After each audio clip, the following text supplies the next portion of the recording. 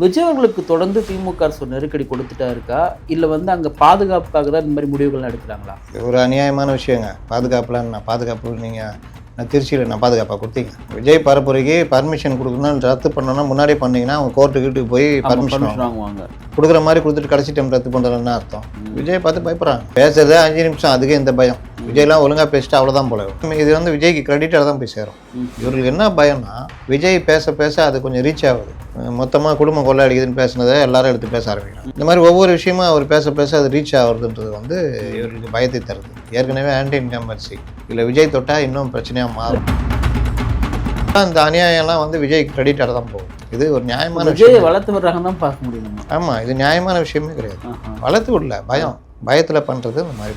வேல்முருகன் ஒரு முறை விஜய் அவர்களுடைய அந்த கல்வி விருது விழாவுக்கு வந்து விஜய் அவர்கள் வந்து இந்த பெண் குழந்தைகளெல்லாம் கூப்பிட்டு அரவணைச்சு முத்தம் கொடுத்தாரு அப்படின்ற மாதிரி சொல்லிட்டு ரொம்ப அசிங்கமாக பேசினார் வேல்முருகன். இப்போ இன்னைக்கு முதல்வர் பண்ணும்போதெல்லாம் அவங்களாம் பேசுவாங்களா? வாய் திறக்க முடியுமா அவங்களாலாம்? வாயிலே குத்திடுவாங்க.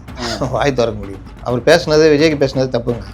அது பெரிய தப்பு. அது இல்லை, உதயநிதி அவர்களுக்கு ஆப்போசிட்டாக விஜய் வருங்காலத்தில் வருவார், அதனால் இப்போவே கொஞ்சம் வந்து ஒடுக்கி வைக்கலான்றதா திமுகவுடைய பிளான் சொல்கிறாங்க. உதயநிதி நான் பட்டா போட்டு கொடுத்துருக்காங்க. உதயநிதி ஒழுங்கான அரசியல் பண்ணலாம், திமுக எல்லாம் போயிடுங்க.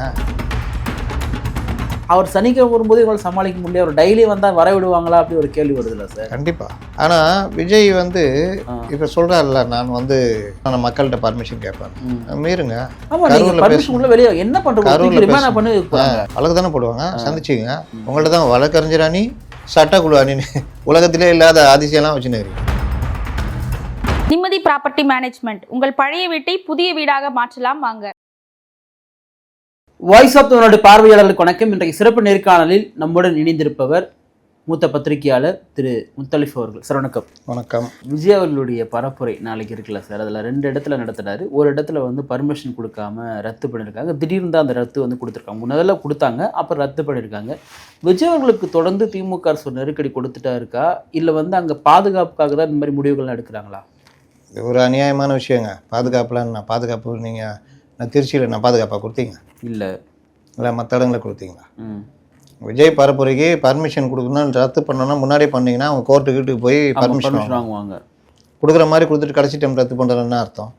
விஜய் பார்த்து பயப்படுறாங்க. பேசுறதே 5 நிமிஷம், அதுக்கே இந்த பயம். விஜய்லாம் ஒழுங்காக பேசிட்டு அவ்வளோதான் போல இவங்க. அப்போ இது வந்து ரொம்ப இந்த மாதிரி முடக்க நினைக்கிறது, இது எல்லாம் வந்து சரியான ஒரு நடைமுறையே கிடையாது. இதுதான் எம்ஜிஆருக்கு பண்ணாங்க, எல்லாருக்குமே பண்ணாங்க. இதெல்லாம் இது வந்து விஜய்க்கு கிரெடிட்டாக தான் போய் சேரும். இவர்களுக்கு என்ன பயம்னா, விஜய் பேச பேச அது கொஞ்சம் ரீச் ஆகுது. மொத்தமாக குடும்பம் கொள்ளையடிக்குதுன்னு பேசுனதை எல்லாரும் எடுத்து பேச ஆரம்பிக்கிறாங்க. இந்த மாதிரி ஒவ்வொரு விஷயமும் அவர் பேச பேச அது ரீச் ஆகுறதுன்றது வந்து இவர்களுக்கு பயத்தை தருது. ஏற்கனவே ஆன்டி இன்கம்பன்சி இல்லை விஜய் தொட்டா இன்னும் பிரச்சனையாக மாறும். விஜயை பார்த்து திமுக பயப்படுதுன்னா விஜய் ஒன்றும் 24 ஆட்சிக்கு வர போகிறது கிடையாது. அப்போ ஏன் பயப்படுறாங்க? டேமேஜ் விஜய்னால என்டி ஆட்சிக்கு வந்துச்சுன்னா விஜய் அடிக்கிற அடியில் விஜய்க்கு ஓட்டு மாறுது வச்சுக்கோங்க. போன தடவை திமுகவுக்கு போட்டவன் எல்லாம் விஜய் ரசிகர் தான். எங்கே இருந்தான் விஜய் ரசிகர்? அதிமுக போட்டிருப்பான். இல்லை போன தடவை நீங்கள் நான் எல்லாருமே அதிமுக வரக்கூடாதுன்னு நினச்சிருந்தோம். தூத்துக்குடி துப்பாக்கி சூடு, சாத்தான்குளம் இதுன்னு எல்லாருமே கடுமையான கோபத்தில் இருந்தோம். அப்போ இவர் வராரு, விடியல் தர போகிறாரு. இவர் கொஞ்சம் வித்தியாசமான ஒரு ரொம்ப நல்ல ஒரு இலகுன மனசு, இதெல்லாம் உண்மைதான். நல்ல ஒரு இலகுன மனசு தான். அதை அதிகாரிகள் மற்றவர்கள் பயன்படுத்திக்கினே அவரை அப்படியே வச்சுக்கினே நம்ம பேசியிருந்தோம் சார். ஏற்கனவே வந்து விஜய் சனிக்கிழமை அரசியல் சொல்லி விமர்சனம் பண்ணியிருந்தோம். நம்ம விஜய் வந்து நான் ஏன் சனிக்கிழமை வரான்ற ஒரு விளக்கமும் கொடுத்துருந்தாரு. ஆனால் நான் இப்போ எப்படி பார்க்குறேன்னா, அவர் சனிக்கிழமை வரும்போது இவங்களை சமாளிக்க முடியல, அவர் டெய்லி வந்தால் வர விடுவாங்களா அப்படி ஒரு கேள்வி வருதுல்ல சார்? கண்டிப்பாக நடக்கும். ஆனால் விஜய் வந்து இப்போ சொல்கிறாருல்ல, நான் வந்து இது பண்ணலாம், நான் மக்கள்கிட்ட பர்மிஷன் கேட்பேன். மீறுங்க. வெளியே என்ன பண்ணுறது? வழக்கு தானே போடுவாங்க. சந்திச்சிங்க. உங்கள்ட்ட தான் வழக்கறிஞர் அணி, சட்டக்குழு அணின்னு உலகத்திலே இல்லாத அதிசயம்லாம் வச்சுன்னு பண்ணுங்க. கரூரில் பேசுங்க, நின்று பேசுங்க. என்ன பண்ணுவாங்க? இல்லை, உதயநிதி அவர்களுக்கு ஆப்போசிட்டாக விஜய் வருங்காலத்தில் வருவார், அதனால் இப்போவே கொஞ்சம் வந்து ஒடுக்கி வைக்கலான்றதா திமுகவுடைய பிளான் சொல்கிறாங்க. உதயநிதி நான் பட்டா போட்டு கொடுத்துருக்காங்களா? உதயநிதி ஒழுங்கான அரசியல் பண்ணலாம், திமுக எல்லாம் போயிடுங்க. இவர்கள் இப்படியே அரசியல் பண்ணிட்டு போனாங்கன்னா திமுக எல்லாம் போயிடும். திமுகவுடைய அடித்தளமே ஒரு வலுவான கட்டமைப்பு, கொள்கை கட்டமைப்பு. அது கலைஞர் வரைக்கும் இருந்தது. இப்போல்லாம் வந்து இவர்கள் கொள்கை இந்த மாதிரி விஷயம் கட்டமைப்புலாம் இல்லை, கார்பரேட் கட்டமைப்பாக மாறி போச்சு. நான் சொல்கிறேன், நீ செய்யணும். நான் இது பண்ணுறேன், நீ வந்து எனக்கு இந்த இது சொல்கிறாங்கல்ல, போயிட்டு ஃபோட்டோ எடுத்து ஸ்க்ரீன்ஷாட் எடுத்து எனக்கு அனுப்பணும். இப்படி ஆயிடுச்சு கட்சி வேலைலாம். கட்சிக்காரர்களை கம்பெனிகள்காரர்கள் கட்டுப்படுத்துகிறார்கள். 1க்கு 6-7 வாடகை வாயங்களை எடுத்துக்கிட்டு மூளையே வாடகை கற்றுக்கிறாங்க. 6-5 கார்பரேட் கம்பெனி, அந்த ஸ்ட்ராட்டஜி கம்பெனி, அவர்கள் வந்து இவர்கள் கட்டளையிடுறாங்க. இது போக கட்சிக்கே சம்மந்தம் இல்லாத மாப்பிள்ளை வந்து அவருடைய டீம் வச்சு அது ஒரு தனியாக கட்டளை போகுது. அப்போ இப்படியே போகும்போது திமுகவில் ஒரு பற்றுல இருந்தாங்கல்ல, கலைஞர், தமிழ், கொள்கை, பெரியார், அண்ணான்னு பெரியார் பிம்பத்தெல்லாம் உடைச்சிட்டு இருக்காங்க. இப்போ பாதி அவங்களே உடைச்சிட்டாங்க, சும்மா உருட்டுறது.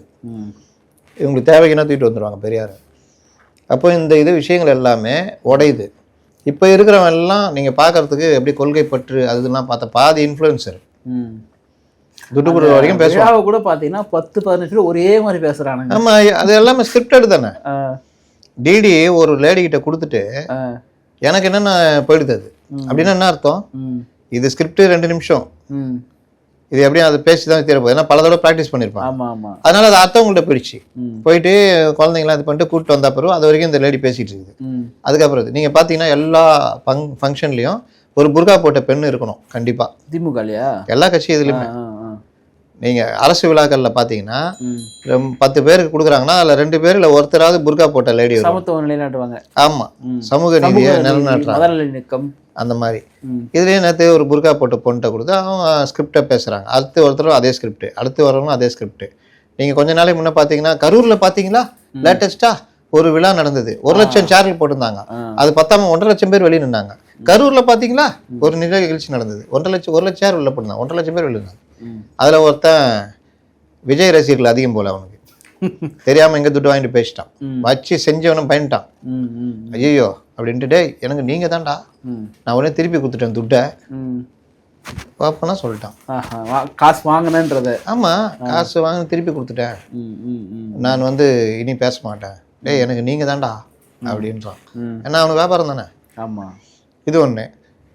இணையத்தில் இது யூடியூப்லலாம் வச்சு செஞ்சுருந்தாப்புல ஒரு டீமு, டிஎன் தமிழ்நாடுன்னு இப்போ இருக்கு. ஆமாம் ஆமாம், அதில் இருந்தவர்கள் அதில் இருந்தவர்கள் எல்லாரையும் ட்ரால் பண்ணியிருந்தாங்க. அதில் தான் ஃபேமஸ் ஆனாங்க. ஆமாம், மெயினாக Bussy Anand Vijay team plus Stalin, இந்த இது 2 இதும் ஏடிஎம்கே டிஎம்கே பக்காவாக பண்ணியிருந்தாங்க. ஆமாம், அந்த டீமில் முக்கியமாக ஸ்கிரிப்ட் பண்ணுறது முக்கியமான ஆட்கள் எல்லாத்தையும் ஒரு 80% அப்படியே வேலைக்கு வாங்கி இப்போ விஜய் மட்டும் ட்ரால் பண்ண அவங்க வச்சுன்னுக்குறாங்க. பார்த்து ஏடிஎம்கே ட்ரால் பண்ணுறாங்க. அப்போ அவருடைய அந்த விமர்சனத்தில் ஒரு பாதி காணப்பிடிச்சு. இதுதான். அப்போ இது எல்லாமே இவங்க என்ன நினைக்கிறாங்கன்னா, இதெல்லாம் பண்ணும்பொழுது மக்கள்கிட்ட கருத்து மாறும் அது இதுன்னு.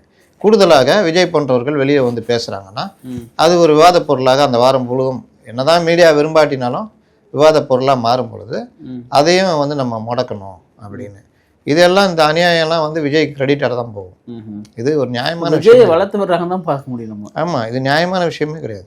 வளர்த்து விடல, பயத்தில் பண்ணுறது இந்த மாதிரி போயிட்டு இருக்கு. வேல்முருகன் ஒரு முறை விஜய் அவர்களுடைய அந்த கல்வி விருது விழாவுக்கு வந்து விஜய் அவர்கள் வந்து இந்த பெண் குழந்தைகளெல்லாம் கூப்பிட்டு அரவணைச்சு முத்தம் கொடுத்தாரு அப்படின்ற மாதிரி சொல்லிட்டு ரொம்ப அசிங்கமாக பேசினார் வேல்முருகன்.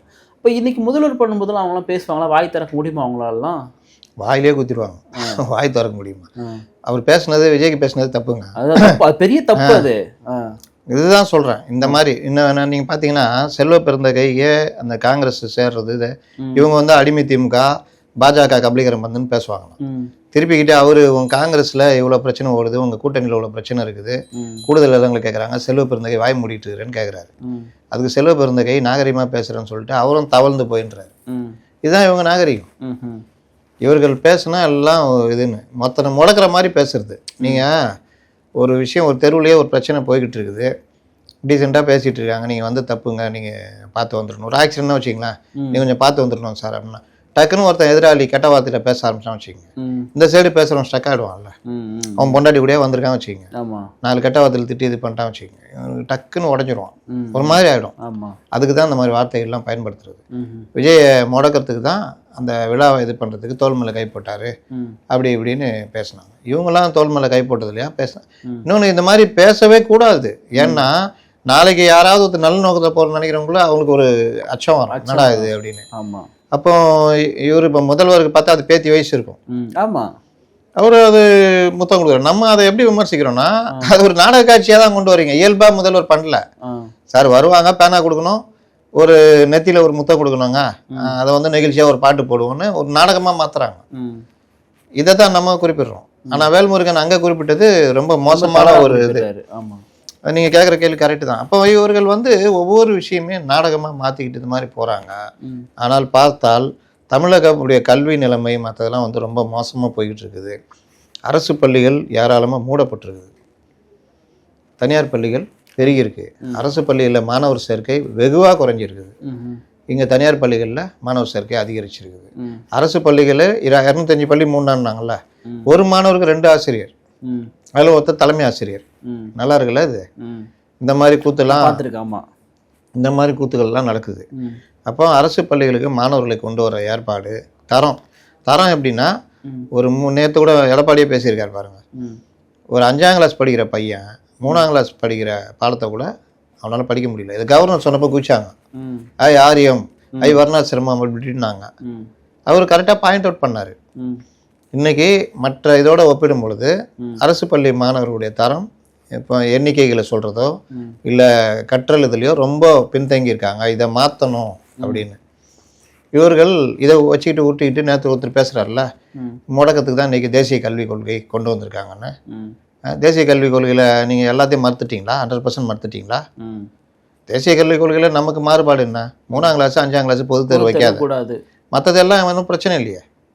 அவன் கொண்டு வந்துற அந்த பிஎம்சி ஸ்கூல்லாம் வேற லெவலுங்க. நீங்கள் இன்னைக்கு கேவி பள்ளி இருக்க, அதில் சேர்க்கறதுக்கு மத்திய தர வர்க்கத்தினர், கொஞ்சம் ஏழைகள் எல்லாருமே துடிக்கிறாங்க. ஏன்னா ஃபீஸ் ரொம்ப கம்மி. சிபிஎஸ்சியில் நீங்கள் சேர்க்கணுன்னா 1 லட்ச ரூபா மேலே உங்களுக்கு வேணும். ஆனால் கேவியில் சேர்த்தா 8000 ரூபா 7000 வருஷத்துக்கு மொத்தமே. அப்போ ஏழைகள் ரொம்ப வறுநிலையில் இருக்கும் கூட யாராவது எம்பி பிடிச்சி, முன்னே எம்பிகளுக்கு 5 சீட் இருந்தது கோட்டா, இப்போ அதெல்லாம் நீக்கிட்டாங்க. அந்த மாதிரி இது பண்ணுறது.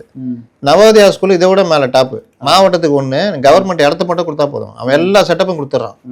அங்கே வந்து எக்ஸாம் எழுதி தான் போகணும், அது யாராக இருந்தாலும். அப்போ உங்களுக்கு ஏழை மாணவர்கள் எல்லாத்துக்கும் அது கல்வி தரம் வேற லெவலு. மும்மொழி, அவன் 2 மொழியோட கூட சேர்த்து இன்னொரு மொழியும் கற்றுக்குவான். கற்றல் திறன்லாம் வேற லெவலு. சேம் இதே தான் பிஎம்சி, இதோடைய அப்டேட் வெர்ஷனு, கேவியுடைய அப்டேட் வெர்ஷனு. அதை நான் வர விட மாட்டேன். என்னான்னு கேட்டால் ஹிந்தி வந்துருமா? ஹிந்தி நான் என்ன கேட்குறேன், ஹிந்தி வந்துடும். அவன் ஆப்ஷனல் லாங்குவேஜ் தான் சொல்கிறான். ஹிந்தியை விரும்பி படிக்கிறவங்க நீங்கள் ஏன் தடுக்கிறீங்க? அதே தப்பு சார். தாய்மொழி கட்டாயம். ஆங்கில மொழி தொடர்பு மொழி இருக்கு. 3வது மொழியா ஒரு மொழியை சின்ன வயசுலேருந்து கற்றுக்கிறதுல உனக்கு என்ன பிரச்சனை?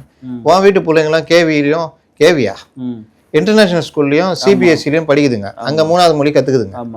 அதுங்களுக்கு நாளைக்கு ஒரு இது போகும்போது அந்த மொழி உதவி ஆகுது. அன்பில் மகேஷோட மகனே சொல்றாரு இல்லையா, எனக்கு தமிழ் தெரியாதுன்னு சொல்லிட்டு படிக்கலன்னு சொல்லிட்டு சொல்றாரு இல்லையா. அப்போ அவங்களுக்கும் அந்த வாய்ப்பு கிடைக்குது. நீங்கள் அங்கே இதில் பார்த்தீங்கன்னா இவ்வளோ யோகியம் பேசுகிறாங்களா? இன்னத்து வந்த ரேவந்த் ரெட்டி அவருடைய புதிய கல்விக் கொள்கை அங்கே ஸ்கூல் திறந்ததில்ல 3வது மொழி அந்த இது அங்கே தெலுங்கு கட்டாயமாக இருக்கணுன்றத இதுலேயும் கொண்டு வந்துட்டார். தனியார் பள்ளிகள்லையும் சிபிஎஸ்சிலையும் கட்டாயமாக இருக்கணும் அப்படின்றது இங்கேயும் இருக்குது. இங்கே என்னென்னா சேர்றவங்க எல்லாம் மத்திய தர உயர் தர வர்க்கினர் இவங்கெல்லாம் வந்து தமிழில் தேவையில்லைன்ற முடிவு கொண்டு அந்த இடத்துல ஆங்கிலம் இன்னொரு மொழி அப்படின்னு. நீ அதை கொண்டு வா, தமிழை காப்பாற்றிடல. நீ தமிழை காப்பாற்ற எங்கே காப்பாற்றிருக்க? நான் கேட்குறேன். இன்னைக்கு கூட்டு வந்து நான் அந்த மேடையில் இருந்தவங்களே தமிழ் எழுத சொன்னால் எத்தனை பேர் எழுதுவாங்கன்னு தெரியாது. இங்கிலீஷில் எழுதுவாங்க. மொழி அனாதைகள். குறவர் பாஷை இருக்குல்ல, இந்த புறக்குடி, அவங்க பாஷைக்கு எழுத்து வடிவம் கிடையாது. சமஸ்கிருதத்துக்கு எழுத்து வடிவம் கிடையாது, வெறும் சொல்லுதான், அப்படியே கடத்துறது தான். இப்போ சமஸ்கிருதத்துக்கு எழுத்து வடிவம். ஆமாம், எழுத்து வடிவம் இல்லையே. நிறைய பேர் சமஸ்கிருதம் படிக்கிறாங்களா சார்? அது வாய்மொழி சொல்லி தான் பண்ணுறாங்கன்னு நினைக்கிறேன். இல்லாட்டி வேற மொழியை இது பண்ணிட்டு ஹிந்தியில் சமஸ்கிருதத்தை இது பண்ணிட்டு தான் பண்ணுறாங்கன்னு நினைக்கிறேன். சமஸ்கிருதத்துக்கு எழுத்து வடிவம் இல்லைன்றதான் நான் தெரிஞ்சுக்கிட்டது. அப்போ இதில் வந்து இந்த மாதிரி இப்போ தமிழ் மாறிட்டு வருது. தமிழை ஒரு நிகழ்ச்சியோடு நடந்தது இந்த நீயா நானால. தமிழ் எழுத படிக்க தெரிந்தவர் பேசுவார், தமிழ் தெரியும், மற்ற வழியில் இது பண்ணுவோம், பெருமையாக பேசுகிறாங்க. நான் ஏங்க தமிழ் இது பண்ணோம்? நான் என்ன நினைக்கணும், தங்கிலீஷில் எழுதுறேன்ல, அப்புறம் என்னன்னு கேட்குறான் ஒரு பையன். அதில் வந்த ஒரு பத்திரிகையாளர் ரொம்ப அழகாக பதில் சொன்னார். அப்போது நீங்கள் வந்து போலித்தனமாக இருக்கிறேன் அப்படின்றதும் போலி சாப்பிட்றியா அப்படின்றது ரெண்டும் வித்தியாசம் இருக்குது. நேற்று கூட ஒரு செய்தியில் ஒருத்தர் நிருபர் பேசுகிறாரு, போலித்தனமாக இருக்குன்றாப்புல. போலித்தனம் என்ன போலி, பருப்பு போலியா தேங்காய் போலியா தெரில. அப்போ போலி போலி இதுக்கே வித்தியாசம் இருக்குது. தெரியல. ஆமாம். அப்போ எழுத்து வடிவம் இருந்தால் தான் லா நா லா லா லா நா நா இதுக்கெல்லாம் வித்தியாசம் நமக்கு தெரிஞ்சாதான் நீங்கள் எழுத முடியும், தமிழில் அந்த இதை புரிஞ்சிக்க முடியும். நீ வந்து எதுவுமே தெரியாது எனக்கு. இப்போ KALVIன்னு போட்டேன்னா கல்வி, KALAVIன்னு போட்டேன்னா கலவின்னு மாறிடும்ல. ஆமாம். நீ அந்த கல்வின்னு 3 எழுத்து, கலவின்னு போட்டாலும் அந்த புள்ளி மட்டும் தேவையில்லை, அதே 3 எழுத்து தான். ஆனால் அந்த ஆங்கிலத்தில் எழுதும்போது 6 எழுத்து எழுதணும். ஆமாம். தங்கிலீஷில் கஷ்டப்பட்டு எழுதினுக்கிறேன். மொழி அனாதைகள் அதை பெருமையாக நினச்சிக்கிறாங்க. நீங்கள் மைக்கை நீட்டினீங்கன்னா பாருங்கள், பெரும்பாலும் இங்கிலீஷ் மாறிடுவோம். அது வரைக்கும் தமிழில் பேசினிருப்போம், அந்த லோக்கல் தமிழில் பேசினிருப்போம். மைக்கை நீட்டினோன்னா பாதி வார்த்தை மட்டும் இங்கிலீஷ் வரும். இது ஒரு வகையான மேல்தட்டு மனோபாவம்.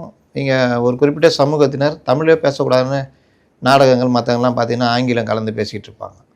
நம்ம அப்படி கிடையாது. நம்ம எல்லோருமே இதை தான் பெருமைன்னு பேசிட்டு வரோம். ஆனால் நம்மக்கிட்ட அதை நோக்கி நகர்றோமே தவிர நம்ம மொழின்றதை பற்றி கவலைப்பட மாட்டேங்கிறோம். நிகழ்ச்சியில் பங்கேற்று பல்வேறு கருத்து பகிர்ந்து நன்றி சார். நன்றி.